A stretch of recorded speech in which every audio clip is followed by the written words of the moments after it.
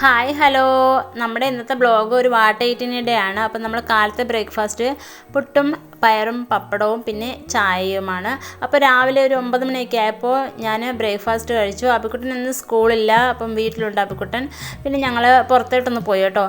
കാരണം ഒന്നുമല്ല, എൻ്റെ ഫോണിൻ്റെ ഫ്രണ്ട് ക്യാമറ വർക്കാവുന്നില്ല. അങ്ങനെ മൊബൈൽ കടയിൽ പോയി ഫോൺ റെഡിയാക്കി. അതിന് ശേഷം നമ്മൾ വരുന്ന വഴിക്ക് ചുപ്പുമുട്ടായി കഴിച്ചു. അതെൻ്റെ എല്ലാം അബിക്കുട്ടൻ്റെ ആണ് കേട്ടോ, ഞാൻ മേടിച്ച് കഴിച്ചത്. അവൻ തന്നു എനിക്ക്, അവന് വേണ്ടെന്ന് പറഞ്ഞുകൊണ്ട്. അപ്പോൾ വരുന്ന വഴിക്ക് ഒരു ബിരിയാണി കടയിൽ കയറി. ബിരിയാണി 110 ബോർഡ് കണ്ടു. അപ്പോൾ ഞങ്ങൾ 2 ബിരിയാണി മേടിച്ചു.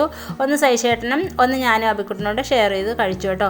അപ്പോൾ നല്ല ബിരിയാണി ആയിരുന്നു, നിങ്ങൾക്ക് കാണുമ്പോൾ തന്നെ അറിയാം. നല്ല അരപ്പൊക്കെ ചേർന്ന് നല്ല ബിരിയാണി ആയിരുന്നു. പിന്നെ അച്ചാറുണ്ടായിരുന്നു, സലാഡ് ഉണ്ടായിരുന്നു, പിന്നെ അകത്ത് ഉള്ളിലോട്ട് നിറയെ ചിക്കൻ ഉണ്ടായിരുന്നു. ഞാൻ പിന്നെ നല്ലോണം ഫുഡ് കഴിച്ചു, അബിക്കുട്ടനും കൊടുത്തു. ഒരു ബിരിയാണി ഫുള്ളും കഴിച്ചു തീർക്കാനുള്ള കപ്പാസിറ്റി ഒന്നും എനിക്കില്ല കേട്ടോ. പിന്നെ അബിക്കുട്ടനും കഴിച്ചിട്ട് ബാലൻസും വീണ്ടും വന്നു. പിന്നെ സൈഷേട്ടനാണത് കഴിച്ച് തീർത്തത്. അങ്ങനെ അത് കഴിഞ്ഞിട്ട് ഞങ്ങളെ വീടിൻ്റെ അടുത്തൂടെ ഒരു ഐസ്ക്രീം കാരൻ വന്നു കേട്ടോ.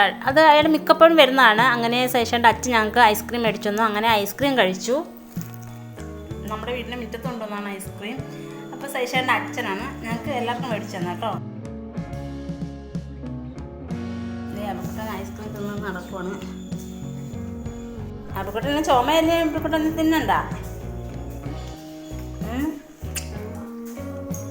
അത് കഴിഞ്ഞ് വൈകുന്നേരത്തെ ചായ കുടിയൊക്കെ കഴിഞ്ഞു. ചായക്ക് ചിപ്സായിരുന്നു, ഞാൻ വീഡിയോ എടുത്തില്ല. പിന്നെ വൈകുന്നേരം ഞങ്ങൾ അമ്പലത്തിൽ പോയി കേട്ടോ. ഞങ്ങളെ വീടിൻ്റെ അടുത്തുള്ളൊരു അമ്പലം, കല്ലാലുമൂട് അമ്പലം എന്നാണ് പറയുന്നത്. അത് സൈഷേൻ്റെ കുടുംബക്ഷേത്രമാണ് കേട്ടോ. അവിടെ ഇന്ന് വിളക്ക് പൂജയാണ്. അങ്ങനെ ഞങ്ങൾ വിളക്ക് പൂജ പങ്കെടുക്കാൻ പോയി.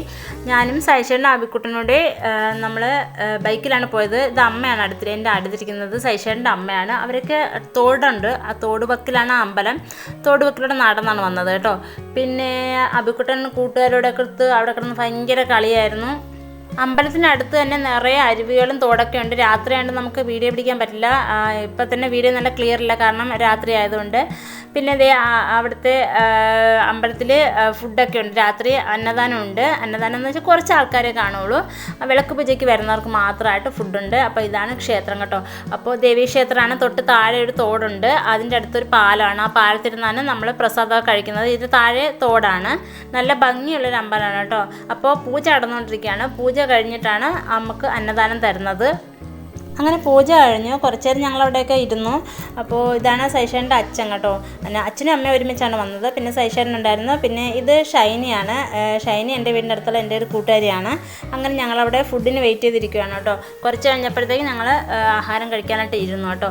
അപ്പോൾ ഇലയിൽ ആദ്യം തന്നത് കടലയാണ്. കടല ദേവിക്ക് നിവേദിച്ചതാണ്. പിന്നെ അവിയലുണ്ടായിരുന്നു, സാമ്പാറുണ്ടായിരുന്നു, അച്ചാറുണ്ടായിരുന്നു, പിന്നെ നമുക്ക് മുട്ടക്കോസ് തോരനുണ്ടായിരുന്നു. അങ്ങനെ ഞങ്ങളെല്ലാം കൂടി ആ പാലത്തിരുന്നാണ് കഴിക്കുന്നത്. രാത്രി ആയതുകൊണ്ട് തന്നെ നല്ല വെട്ടമൊന്നും കാണില്ല, അതുകൊണ്ട് എല്ലാം ക്ഷമിക്കണം, വീഡിയോ ഫുള്ളും കാണണം കേട്ടോ. അതിൻ്റെ കൂടെ തന്നെ നമുക്ക് ദൈവത്തിന് നിവേദിച്ച തെരളിയപ്പവും പഴവും ഉണ്ടായിരുന്നു. പിന്നെ ഇത് എൻ്റെ ഓപ്പോസിറ്റാണ് സൈഷേട്ടനും സൈഷേൻ്റെ അമ്മയും അച്ഛനിരുന്ന് കഴിക്കുന്നത്. ഫുഡെല്ലാം കഴിഞ്ഞിട്ട് നമ്മൾ പിന്നെ അവിടെ വിളക്കെല്ലാം തുടച്ച് വെക്കുവാണ്. ഷൈനിയാണ് തുടയ്ക്കുന്നത്, ഞാൻ അടുത്തിരിക്കുവാണ്. പിന്നെ മറ്റേ ചേച്ചിമാരെല്ലാം അവിടെ ഫുഡ് കഴിച്ചുള്ള പാത്രങ്ങളെല്ലാം കഴുകുകയാണ്. അപ്പോൾ ഞങ്ങളെല്ലാം വൃത്തിയാക്കിയിട്ട് വേണം നമുക്ക് വീട്ടിൽ പോകാൻ. അപ്പോൾ അന്നത്തെ രാത്രിത്തെ ഫുഡ് അമ്പലത്തിൽ നിന്നായിരുന്നു. അപ്പോൾ ഇന്നത്തെ ബ്ലോഗ് ഇത്രയേ ഉള്ളൂ. അപ്പോൾ എല്ലാ കൂട്ടുകാർക്കും നമ്മൾ നല്ലൊരു ദിവസം നേർന്നുകൊണ്ട് ഇന്നത്തെ ബ്ലോഗ് ഇവിടെ അവസാനിപ്പിക്കുകയാണ്. അപ്പോൾ എല്ലാവർക്കും ഒരിക്കൽ കൂടി നന്ദി അറിയിച്ചുകൊണ്ട് താങ്ക് യു.